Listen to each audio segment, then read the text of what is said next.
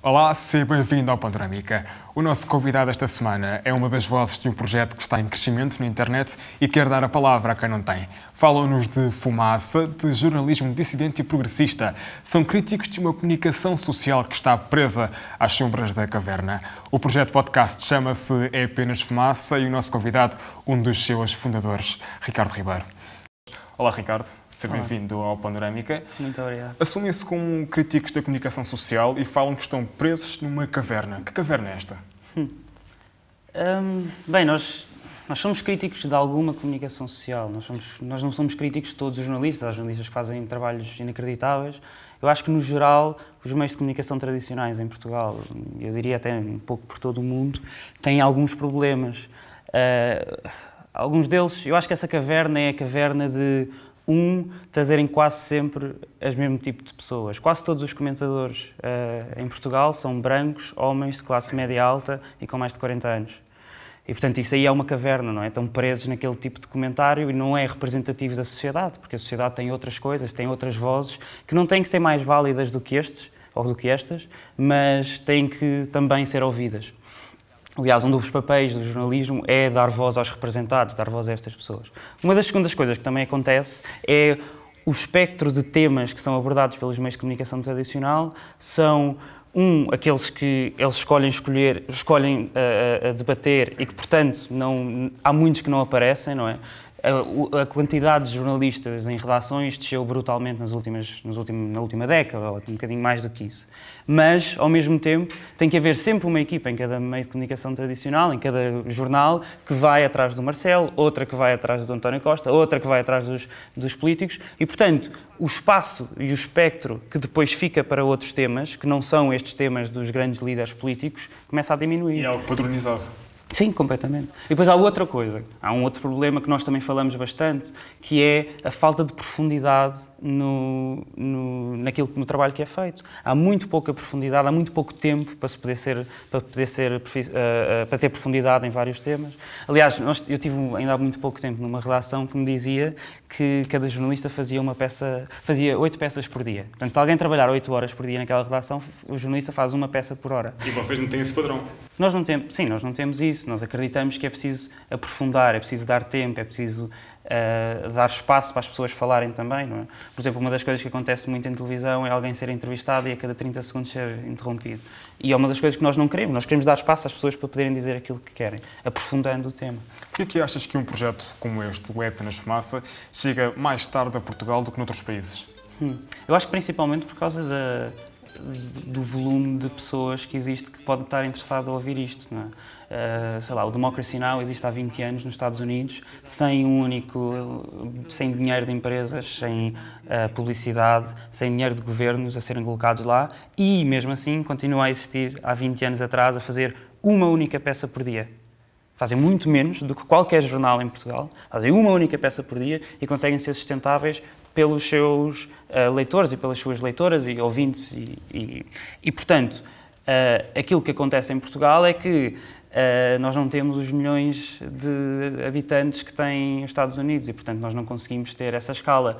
Eu, mesmo assim, acredito que o jornalismo vai ter de ser financiado pela sociedade, seja por pessoas a pagarem, seja por associações e fundações que querem que o jornalismo exista, seja pelo Estado, que eu acho que tem que ter um papel a garantir que o jornalismo existe, porque sem jornalismo não existe democracia. Mas essa ligação do jornalismo com o Estado não pode ser também parcial neste caso? O Estado não pode inferir depois nas questões editoriais? Acho que não pode inferir. Tem que garantir que ele existe, mas não pode inferir. Mas a probabilidade aumenta? Isso já existe tanto, não é? O poder económico que em Portugal e em muitos outros países também é, na prática, grande parte do poder político, não é? Já infere tanto, não é? Hoje em dia, se um meio de comunicação social estiver a fazer uma peça sobre alterações climáticas e depois tu fores ao fim da página e quem faz com que aquele jornal exista é a Galp, achas que isso não é interferir? Se estiver a fazer uma peça sobre saúde e depois quem fazer com que aquele jornal exista é a Coca-Cola, achas que isso não é interferir? Abriram há algumas semanas uma conta no Patreon para que as pessoas pudessem contribuir para o projeto. Se uma empresa vos oferecesse ajuda financeira, aceitariam? É uma questão que ainda não sabemos a resposta. Temos ideias completamente diferentes, várias pessoas, as 7 pessoas, 8 pessoas que fazem parte do É Apenas Fumaça. A minha opinião é que não, eu acho que o jornalismo, como disse há bocado, tem que ser financiado pela sociedade, portanto o Estado tem que ter um papel, as pessoas têm que ter um papel, as associações e fundações também têm que ter o papel para que ele exista, mas há pessoas, não é apenas fumaça, que acham que sim, que é possível fazer jornalismo independente tendo o apoio de empresas. E, portanto, é uma questão que nós vamos ter que decidir, eventualmente, hoje não sei se é bom ou mau, mas ainda não tivemos que decidir, mas no futuro vamos ter que decidir sobre isso. Hoje em dia não temos uma posição certa. Um dos motos do vosso podcast é falar sobre a sociedade com quem quer falar sobre ela. Há quem não queira falar sobre a sociedade? Há quem não queira falar sobre certos temas, não é? Acho que é... Uma das coisas que eu acho que em Portugal, nós temos falado muito sobre isto, em Portugal o Fernando Rosas diz que nós vivemos no, eu não sei se estas são as palavras, mas diz que nós vivemos no culto da desmemória, no presentismo, sempre. É muito difícil ir buscar coisas, é muito difícil ver jornalistas que vão buscar coisas que foram ditas há 20 anos atrás e confrontam as pessoas com aquilo que foi dito há 20 anos atrás. Isso não existe em Portugal, não é? O ir buscar a memória é uma coisa que várias das pessoas que nós temos entrevistado gostam de trazer para cá, mas é difícil fazer em Portugal. Acho que há pessoas como os políticos, que ganham muito com isso, que é, por exemplo, nunca ninguém fez uma entrevista ao Sócrates sobre os mandatos que ele fez, sobre as decisões que foram tomadas, ninguém o responsabilizou sobre aquilo que foi feito, bem ou mal, não é? Nunca ninguém fez a mesma coisa com o Passos Coelho. Sempre que os políticos são entrevistados, políticos que foram governantes, não é? Tanto do governo central, como juntas de freguesia, câmaras, etc. Alguém que fez parte de um executivo, quando faz uma entrevista depois de ter sido governante, é sempre sobre o futuro ou sobre o presente. Sempre, nunca é sobre o passado. Eu não sei exatamente porquê. Por exemplo, neste momento o Rui Rio é candidato digo, o Rui Rio podia ser outra pessoa. Sim. O Rui Rio é candidato à liderança do PSD. Todas as entrevistas que ele fez é sobre o que é que ele acha deste governo e o que é que ele faria de diferente para o futuro. Mas ele foi presidente da Câmara do Porto durante imenso tempo. E é preciso ir buscar isso.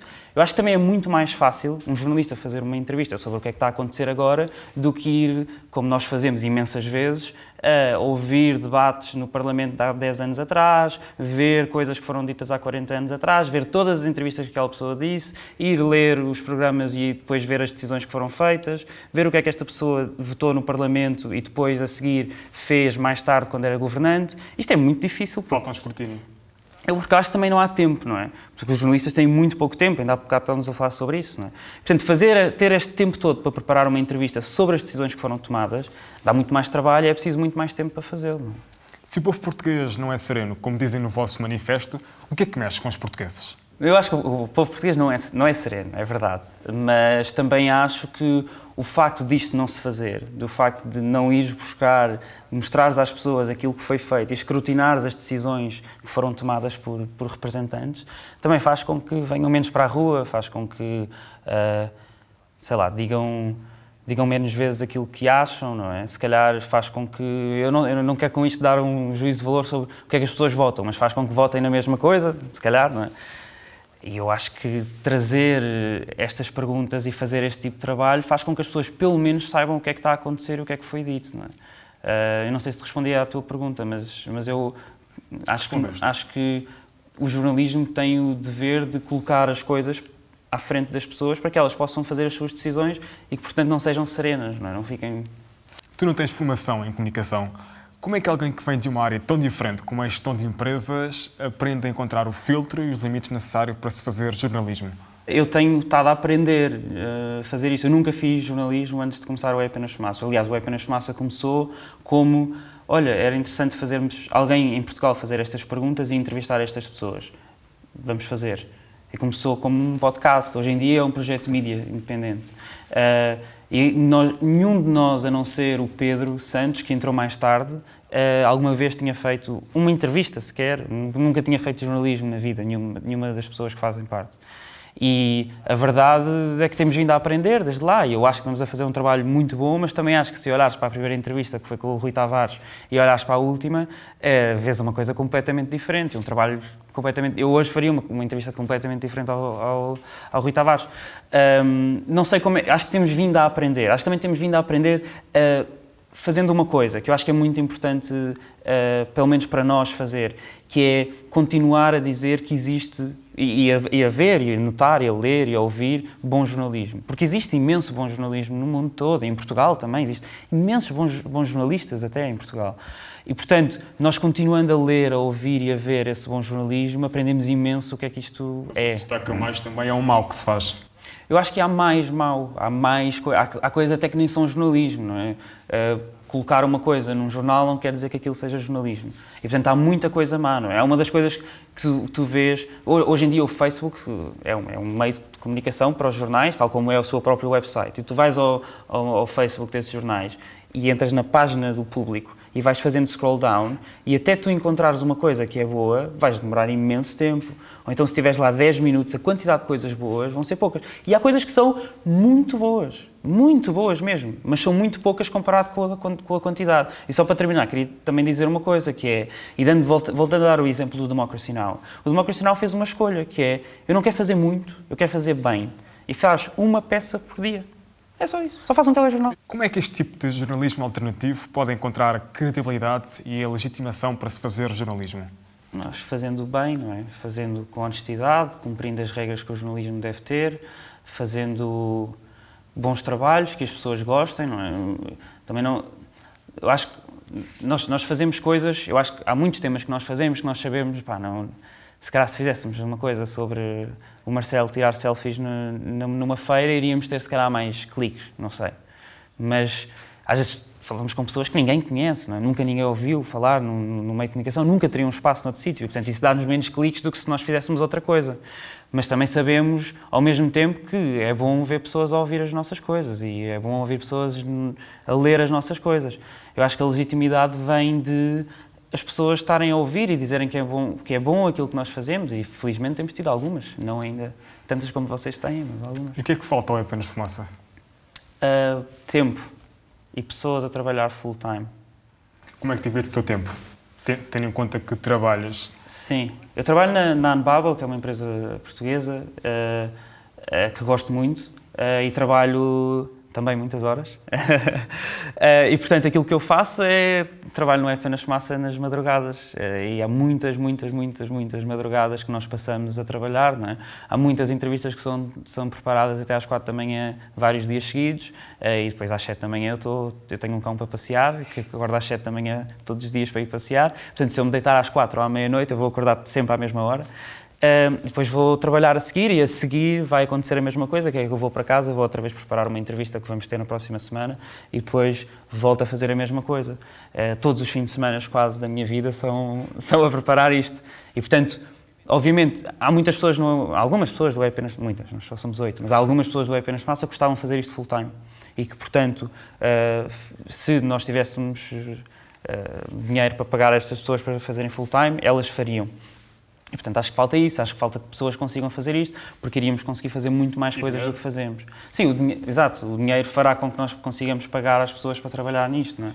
E, portanto, se o fizéssemos, faríamos muito mais conteúdo de qualidade. Eu acho que também não iríamos fazer tanto conteúdo, obviamente, como os meios de comunicação tradicional em Portugal fazem, mas iríamos fazer mais do que aquilo que fazemos hoje e é isso. Muito obrigado, Ricardo, por teres aceitado o nosso convite. Quanto a ti, já sabes, o Panorâmica fica por aqui. Uma conversa com quem interessa.